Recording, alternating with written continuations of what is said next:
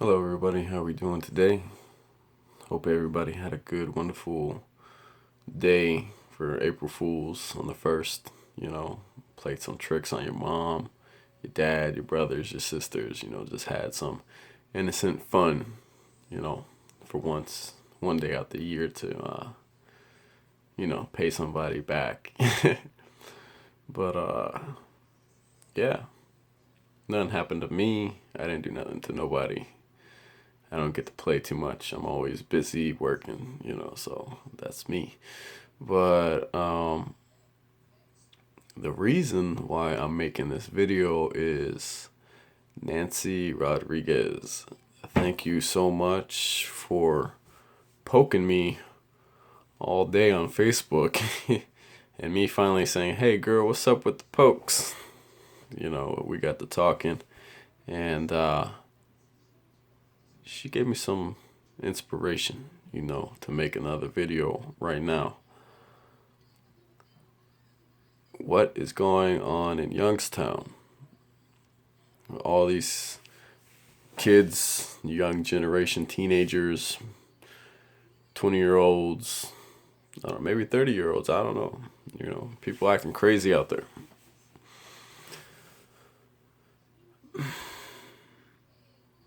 Wow, I don't get it. I don't think nobody gets it. At the time, everybody's doing themselves. They're having fun, or so they think they're having fun. So they like what they're doing. They like living on the edge. It makes them feel alive to, I don't know, get into drama. They like drama. If you're a drama seeker, that gets you up. That gets you motivated to live life. Get your name out in the streets. Because you think that's what it's about, being cool. Well, good for you. Let's see how far you get. There's people out there wasting their time and their life away. They could be doing something, you know what I mean? They could be searching for jobs or, getting that job and actually working and doing that job and progressing in life, making money the hard way, how it should be made. But if you think about it, you don't need to have a lot of money to gain a lot, Open up a bank account, put a couple thousand in that bank account, get yourself a credit card, show that you have a little line of credit because you're buying stuff and paying it off on time. You don't need to have like thousands of dollars to accomplish what you need to have in life, like a car or a house. You could do that all on credit and by working, This is what people do. And eventually they stack their money up by saving the money because they never really spent the money because it's all on credit. So they're just making payments on basically everything. Then they can get anything they want because they have good credit, That's how people do it. Me, I'm not really that fortunate. I don't have my life all together, but I'm achieving by working, and I pay a lot of stuff off in cash, not through credit. I have bad credit, actually. I gotta fix it. But hey, nonetheless, it's credit. But, for you kids, that somebody passed the game down onto you, saying, oh, you want to make some money? You want to get your hustle on? You want to do this and that? And you're making this fast cash, right? You're making 1,000 or something within like a couple days. All right, that's good for you. What are you doing in the process? You're getting your name out there to be hot. What's going to happen? You're going to catch a case within maybe a month or two because the police are going to look for you. And you're going to start running your life, getting charges. And therefore, you trying to get a good job is not going to really happen, because you done threw it away. You went to prison or something over some drug charges. Yeah, you made that fast cash. You re-up. You keep on stacking, but then, you can't even spend too much. You know what I mean? Because you don't have the money to re-up. That's retarded. But let's just say you are a good hustler and you're making money. Okay. But what's the end result besides prison? Well, death, I guess. Because, people are going to get jealous. People are going to want to rob you, or they're going to want to stop you from stepping on their turf. So you only make a couple thousand. You either threw away your life and you're in prison, or you're dead. Well, buddy, what's wrong with the picture here? Because you made it faster than me, but guess what? I got a steady income and it's legal. So therefore I make more money than you in the end. I get to enjoy that money. If you were a successful drug dealer and say you had $100,000, how are you gonna spend it? You can't. Can't do nothing with it. It's pointless. So whoever showed you the game of doing drugs or selling drugs, that ain't nothing. People need to start educating kids on, motivating them and getting them into school or how to do better with their grades. Yeah, they're not doing good with grades and they want to give up. Like they can't get a hold of this concept in math or science or whatever they're doing. But we can all learn. Everybody knows now in the streets about grams and ounces, pounds. You learn how to whip up dope, right? You know how to cut some coke. Come on. That is for losers. Wake up. Get yourself a job. Get yourself some credit. Go get your own house.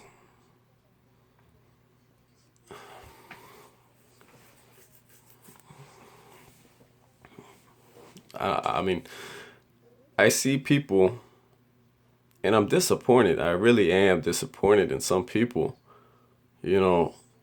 What are you doing? You're young. You're full of life and energy. Go out there. Have fun. You'll make some good friends at work that'll help you. You're having hard times, just say it. I bet you if you got friends at work, they'll front you some of the money. Just pay it back to them or something. You know what I mean? Your boss. You might have a good relationship with your boss. You don't know what that man could do for you. He's a business owner. It's all about business. You speak business to somebody and show them that you're responsible. You will get more than what a bag of coke or crack or heroin can do for you.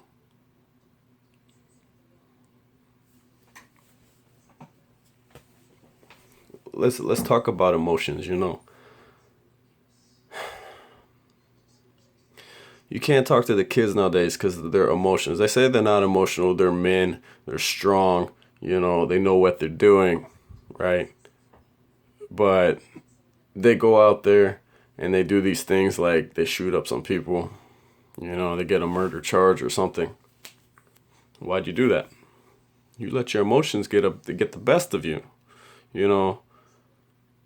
I wanna be like, I ride for my homies, I'm in these streets. That sounds foolish to me. That really does, because what are the streets doing for you? You look at your surrounding, everything is ran down. It's like ground zero. Someone dropped a bomb on the city. Why would you want that? Don't you want better? Why do you want to ride for your homies and go do some crazy stuff? That's because you're emotional. You think you need to belong somewhere. Maybe you're running away from something, a bad household with a family, and you're like, oh, I'm out in these streets. It's because you're emotional. Emotions can get you in trouble. You need to sit back and think before you do, or think before you say.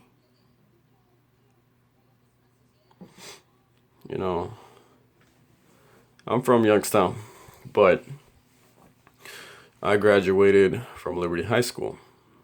And when I came to Liberty, what grade was I in?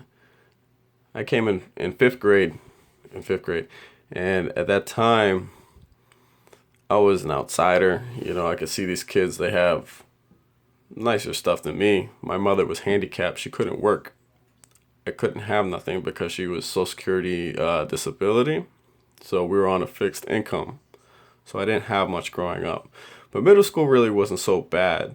What was really bad for me in middle school was I got sick. And when I got sick, I don't know why the teacher did this to me. She had good intentions. She was my reading teacher, and her name was Miss Reed. It's funny. But I had to go on homeschooling. 'cause I was really sick. I couldn't be in school. And my teacher, she decided to let the kids know that I was sick and it was from a disease, and they were going to make a get well card for me. Best intentions. But for me, that was probably one of the worst moments in my life. It was the opening of the door to where people could bully and make fun of me. And we all know what happens. You see it all over the United States. Kids or people, teenagers, I don't know. They're going to school with a gun and shooting people because of their emotions, you know. They get bullied, mistreated, and they're highly emotional. They go up into school, they don't know how to handle the situation, they don't know where to go, and they think, well, I'm going to get these people back. And a lot of innocent people get hurt in the process, and those people ruin their lives, or they commit suicide or get shot by the police, and it's game over for them, you know.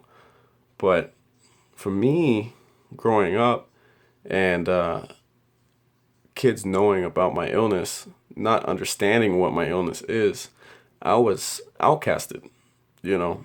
Plus, from 5th grade, I went to homeschooling.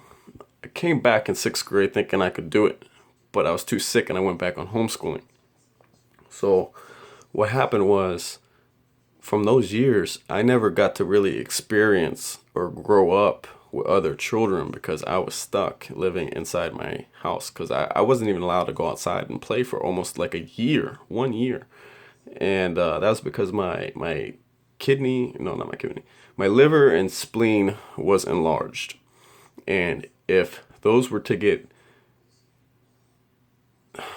not punctured, basically punctured, but not because of impact, because they're so big. If like someone was to hit me or I'd fall down, like playing sports or something, God forbid, something, you know, that those organs would burst and I would probably die, because, you know, your spleen and your liver, they clean your system. So they're full of toxins when they burst. This is what was thrown to my mom and thrown to me as a 5th grader. And anyways, I was locked down. Okay, I tried to go back to school in 6th grade. Couldn't do it. Locked back down. Back into homeschooling again. Grew up not being around children or growing up myself. So basically, when I came back to school and was feeling good, I came back in my freshman year of high school. Now, everybody's emotions are like full rage. Their hormones and everything. You know, the guys and the girls are all at each other. And, you know, everybody's trying to be hip and cool. Okay, here's a poor kid, me, from Youngstown. My mother can't give me the best. I come back. Some people realize who I am. You know, some people are my friends. I only got a little bit of friends, a little bit. And other people, they're distant. They're distant from me, you know. And a lot of people, they're like, oh, look at you, look at your clothes. They're constantly making fun of me, you know, bullying me again, you know. And I graduated high school. I did, thankfully. Excuse me. I graduated, and it was a great success. But during those times, they were probably, again, one of the few worst years of my life. And I all blame it back to my 5th grade teacher for not fully educating the students about my illness. But I blame it on the students too for why they're bullying me, because they think it's cool to bully a kid so they can be cooler to the other girls and stuff, or guys, and show off, because I'm poor. I don't have the clothes. All my clothes are like hand-me-downs from my older brother. So they're kind of dingy, you know, or oversized. You know, I had students, we would go on break, and we're in the classroom, we go on our break, we go in the hallway for like 15 minutes, we come back. Where's my backpack? We're in high school, so we carry our backpacks everywhere. Where's my backpack? Constantly, I find my backpack in the trash. Constantly. And I know you out there, you probably, I don't know where you're at. I know who you were doing it. Who you are. You know, I even approached you and cussed you out about it, and you finally stopped. Whatever, man. Immature children, with their emotions, right? Later, again, my senior year, being bullied a lot. But this time, I was crazy. I was more crazy. I was done being a nice little quiet kid.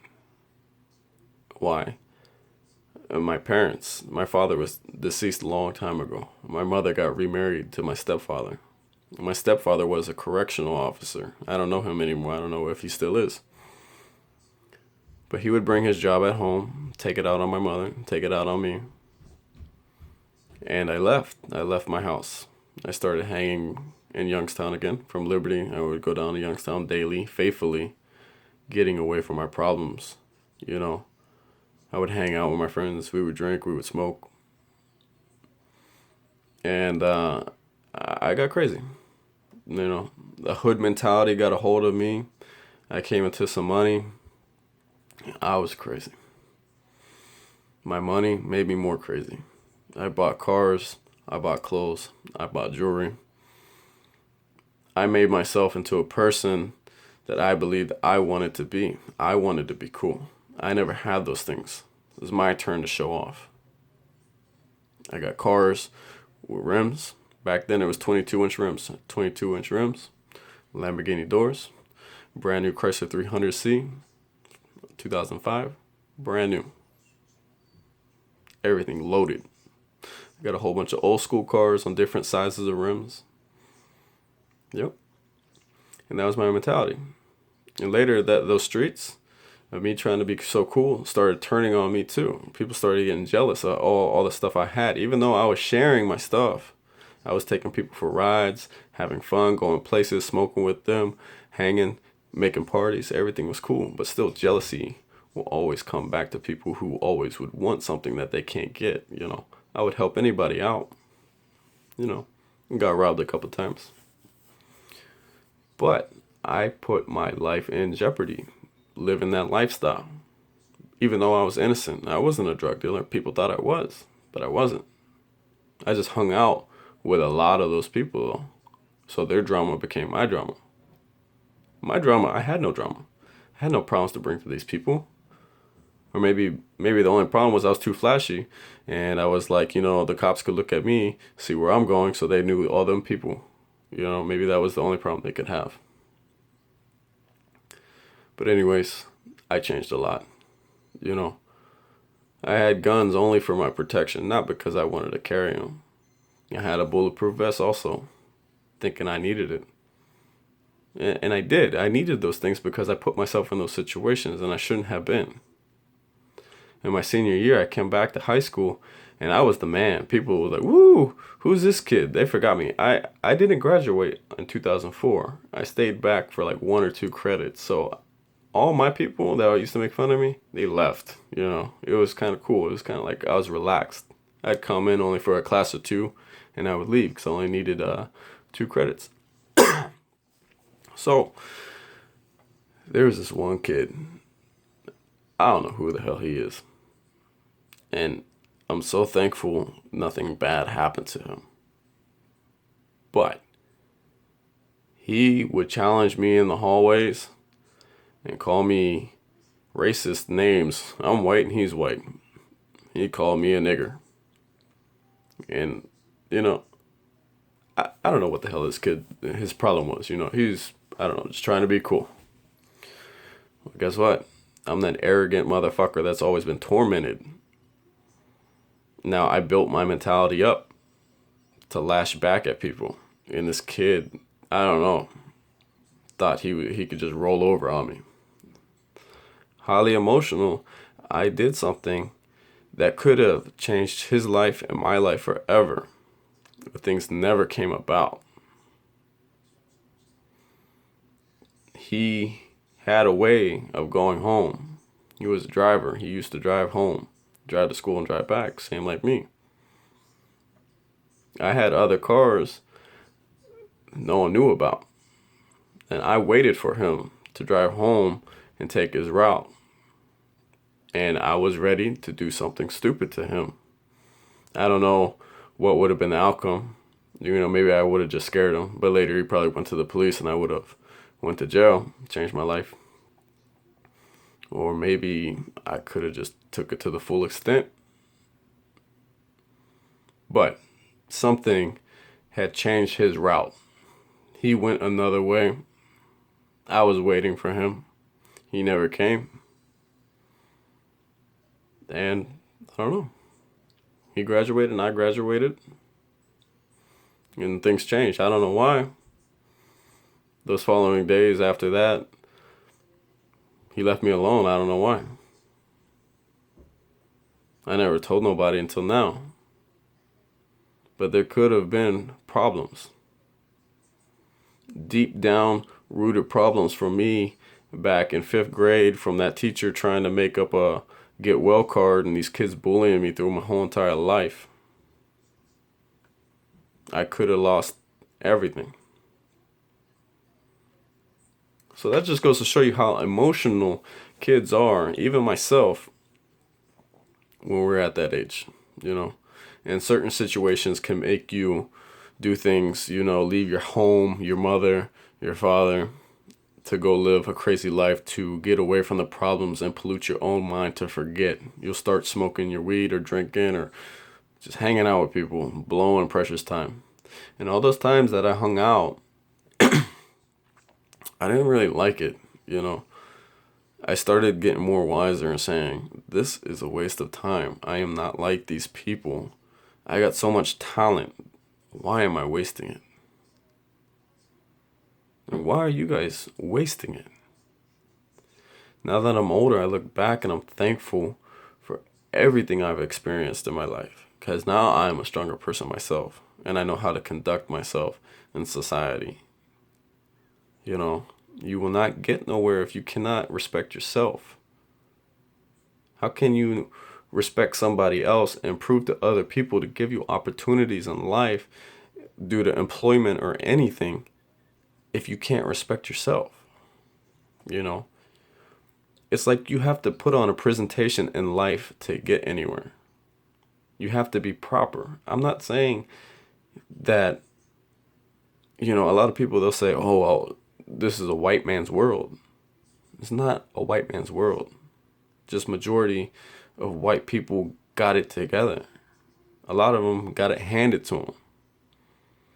But, you know, for the other majority of people, it's a learning experience and they had a struggle. And the only way they got anywhere is because they put on a presentation of being proper. That does not have nothing to do with being white. You know, you got to pull your pants up. You got to look good. You got to shave. You got to cut your hair, even though mine's long. But you got to look good. You know, you got to show some knowledge if you want to get something done. You know, you want to get a job. You want to, I don't know, you want to proceed. But when you got kids in the street saying, nigga this, nigga that, fuck this, fuck that, he's white as fuck, you know, you're just being ignorant and obnoxious to other people that are normal. You know, people are normal. But when you have to be outspoken and using every profanity to get your point across, I know when people do that to me, I don't even listen to them. I'm like, who the hell is this guy? Basically, everything you're telling me is coming in and out of my ear. You know, and then I use my knowledge and I kindly ask you or I kindly dismiss you. And that's what I do. Now, I will only speak to another person and start cussing them out if that's a complete necessity, you know. But I don't have to use curse words to explain myself at all. You know, I use my knowledge to explain myself or to teach other people or to teach children, my girlfriend's children. I use my knowledge. And with that being said, I mean, that concludes that. On to the next subject. I was on Facebook the other day. There was a funeral and someone opened up the church doors and started shooting at all the people that were mourning. Are you serious? Sometimes it's not being emotional. Sometimes it's just complete stupidity. Like, you know what I mean? Sometimes you got to understand people, you know, are they emotional? Are they mentally ill? Or just like straight up, I don't care, stupid?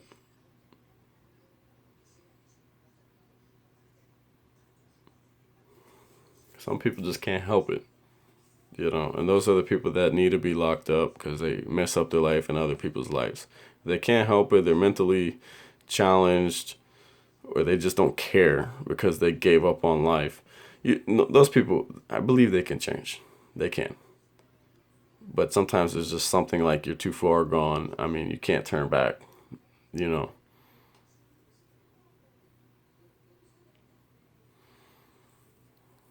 But, you know, I didn't plan on making this video. It's 26 minutes long. It's too long of a video. But, I don't know. I just wanted to speak to y'all. Have a good night.